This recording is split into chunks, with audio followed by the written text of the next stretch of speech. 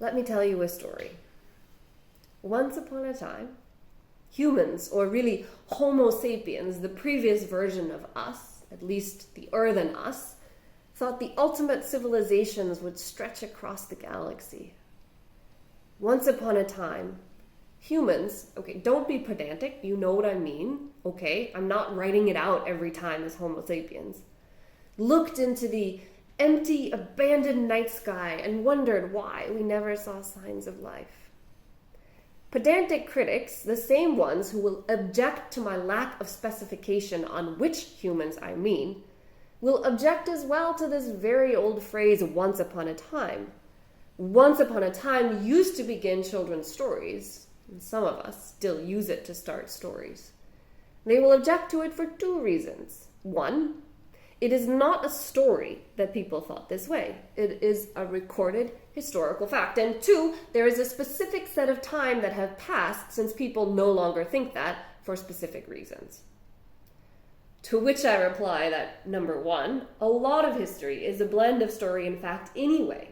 And it is not always so simple to say which is which. And two, how in the stars can anyone pinpoint a moment when a philosophy or a cultural myth fades? When the first person proves it wrong? Or when the last person to believe it dies? And of course, if you want to talk about time, I say to you, imagine critic who is loudest when I'm alone. Whose time are we talking about? Whose years are we using? Which branch? Which planet? Which belief system? Shall we stick to the elite purists on Earth who consider themselves as the originals and therefore better than everyone else? Or shall we cater to the futurists of Mars who see themselves as the hippest and best new strand of humanity, the just and equal future that Earth could never manage? Perhaps we should fit with the extremists in their hodgepodge world of Trojan asteroids with their dangerous bioengineering experiments. If you want to go with a majority, then we must go with the inflatable space environments floating here and there, as they do count the most in population numbers.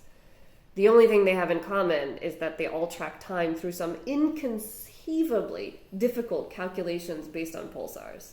I've tried dozens of times to understand it, still haven't figured it out. The thing is, and this is directly related to both the points I raised above, time is a local concept.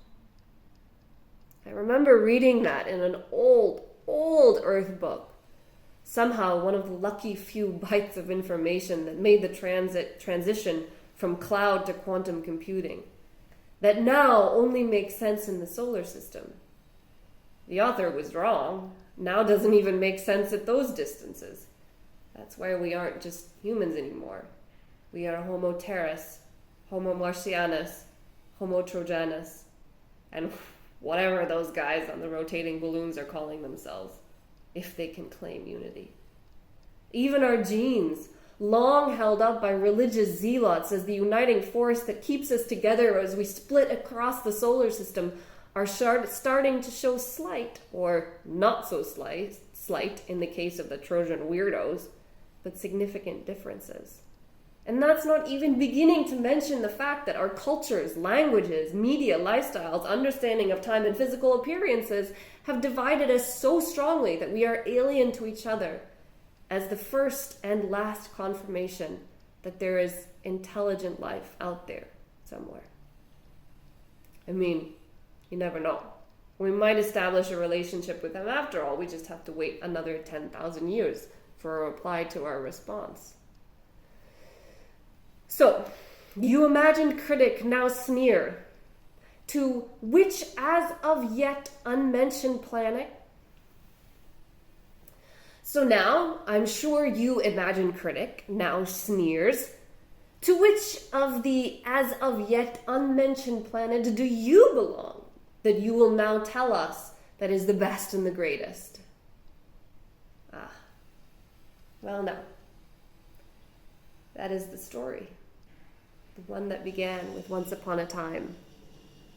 I am a Nonsapitus, sans terras. We do not even have the dignity to be called Homo. The unhumans, who have no home. The end for now.